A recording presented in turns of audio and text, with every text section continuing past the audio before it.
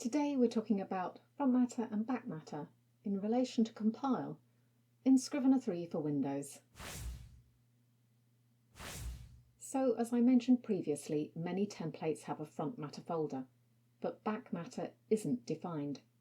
What is in the front matter will depend on which template you're using, or you might not have any. Some academic formats simply put everything in the main part of the manuscript. In this novel template, we have 3 different folders for front matter: manuscript format, paperback, and ebook.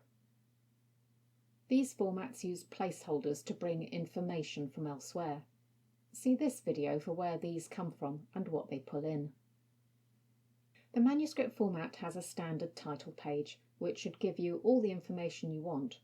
If you don't want to use the placeholders, you can simply overtype the information required. There should be no problems with the format of this when it's compiled to Microsoft Word, but you can tweak it if you want.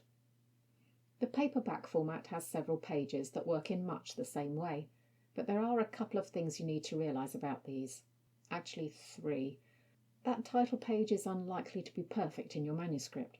Scrivener doesn't give you WYSIWYG in terms of page size, so expect to have to adjust things in the compiled manuscript. 4 things. Be careful with the year field. That will auto-update if the year changes, which may not be what you want. I would also recommend deleting the blank page at the end, even though you'll probably need blank pages. It caused me issues when I left it there, and I think it's better just to add the extra pages you need when in Microsoft Word. And finally, there is no auto-generated table of contents. There is a way that you can try creating this in Scrivener, but they don't really recommend it, and it's much easier to auto-generate once you're in Word. Well, sort of easier. The ebook section is a little sparse. You may want to add other items, but make sure it's selected as front matter section type. This is also where you can put a cover image, which isn't really needed now as Mobies aren't used for upload and EPUBs don't have them.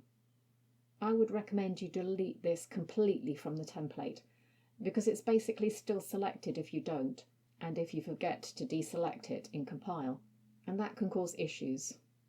Now, back matter. Create yourself a folder and call it back matter. There is a suitable icon you can use for it. Within that, create versions for the different formats, if you need that, and all your bits of back matter. What you assign as a section type here will depend on what you're including.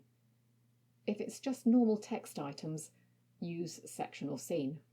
If it's some display item, the front matter section type might be a better option. Back in compile, enable the back matter by selecting the tick box and select the folder or subfolder. These items will now appear at the bottom of the manuscript. Next time we'll be looking at the other compiled tabs in this section.